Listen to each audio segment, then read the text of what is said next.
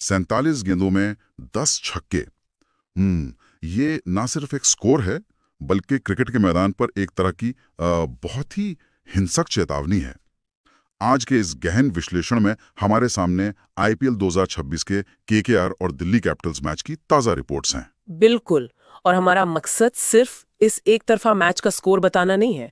हम उस क्यों और कैसे तक जाने वाले हैं जिसने मतलब एक काफी मजबूत दिख रही दिल्ली की टीम को अचानक घुटनों पर ला दिया। वही तो, क्योंकि शुरुआत देखकर तो किसी को भी इस अंजाम का अंदाजा नहीं लग सकता था। हाँ, दिल्ली ने पहले हाफ में ना एक बहुत ही ठोस नींव रखी थी। केएल राहुल ने 14 गेंदों में 23 रन बनाए। और पैथुम निशंका भी तो 29 गेंदों में 50 रन बनाकर एकदम बेहतरीन बल्लेबाजी कर रहे थे। एकदम सही। लेकिन फिर 10वें ओवर में सुनील नरेन ने समीर रिजवी का वो जो कैच लिया ना, वहां से स्कोर 80 पर 3 हो गया। अरे वो कैच ही तो टर्निंग पॉइंट था। उसके बाद अगर आशुतोष शर्मा के उन 39 रनों को छोड़ दें तो पूरी टीम बस 142 रन पर ही ढेर हो गई। हाँ, ताश के पत्तों की तरह। मुझे यही बात हमेशा खटकती है, सिर्फ एक विकेट गिरने से अचानक ऐसा क्या होता है कि सेट बल्लेबाज भी, मेरा मतलब है, वो रन बनाना ही भूल जाते हैं। क्या ये सिर्फ दबाव के आगे घुटने टेकना है? देखिए, इसे सिर्फ मानसिक दबाव कहना आधी तस्वीर देखना होगा। असल में यहाँ केकेआर की जो गेंदबाजी की रणनीति थी ना, उसने खेल बदला। अच्छा, रणनीति में ऐसा क्या अलग था? कार्तिक त्यागी और अनुकूल रॉय दोनों ने 2-2 विकेट लिए, लेकिन त्यागी ने जो किया वो एक मास्टर क्लास था। उन्होंने अचानक अपनी लेंथ पीछे खींच ली। मतलब वो हार्ड लेंथ वाली गेंदें? बिल्कुल, हार्ड लेंथ पर लगातार शरीर को निशाना बनाकर गेंदबाजी की। अब देखिए, जब गेंद लगातार सीने की ऊंचाई पर आती है ना, तो नए बल्लेबाजों के लिए गैप ढूंढना लगभग असंभव हो जाता है। हाँ, मैं समझ रहा हूँ।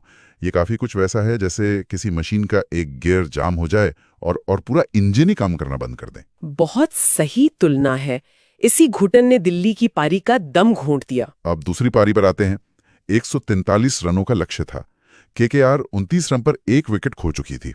इसके बाद अजिंक्य रहाणे एक डायरेक्ट हिट का शिकार होकर रनआउट हो गए। और यहाँ एक मजेदार बात है। हाँ, हमारी स्रोत रिपोर्ट्स में मजाकिया तौर पर थ्रो करने वाले का नाम मिचेल स्टार्क दर्ज है, जो कि खुद केकेआर के ही खिलाड़ी हैं। हाँ, वो जाहिर तौर पर डेटा में एक गड़बड़ी है, लेकिन उस रनआउट ने मैच में एक पल के लिए रोमांस जरूर ला दिया था।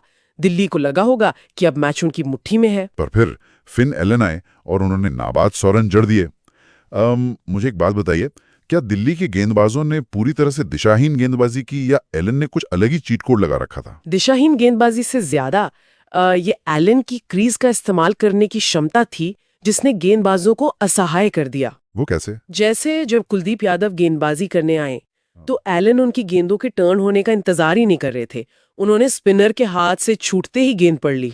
अरे वाह! और फिर वो 95 मीटर का लंबा छक्का जो उन्होंने सीधे बल्ले से मारा। बिल्कुल, 14.2 ओवर में मैच खत्म करने के लिए इतने छक्के मारना, ये सिर्फ रन बनाना नहीं था, ये विरोधी कप्तान की फील्ड प्लेसमेंट और उनके हर प्लान बी को पूरी तरह से कुचलने की एक रणनीति थी। तो कुल मिलाकर के केकेआर ने तकनीकी और मानसिक दोनों मोर्चों पर दिल्ली को पछाड़ दिया। हाँ, पूरी तरह से हावी रहे वो। इस खेल से बाहर निकल कर देखें तो ये एक सबक है कि किसी भी काम में शुरुआती बढ़त का कोई महत्व नहीं रह जाता, अगर अहम मौकों पर दबाव में बिखर जाएं। एकदम सही बात है। कौशल तभी काम आता है जब उसे मुश्किल वक्त में लागू किया जा सके। फिन एलन की इस तूफानी पारी ने पूरे टूर्नामेंट को चौंका दिया है, लेकिन जाते जाते सुनने वालों के लिए एक सोचने वाली बात है। वो क्या? क्या हर गेंद पर प्रहार करने वाली ऐसी ये जो आर्या पार वाली रणनीति है, क्या ये बड़े फाइनल्स में सच में भरोसेमंद साबित होगी, जहां दबाव कहीं अधिक होता है और गेंदबाज आसानी से लेंथ नहीं बिगड़ने देते? ये एक ऐसा सवाल है जिसका जवाब आने वाले मुकाबलों में ही मिलेगा।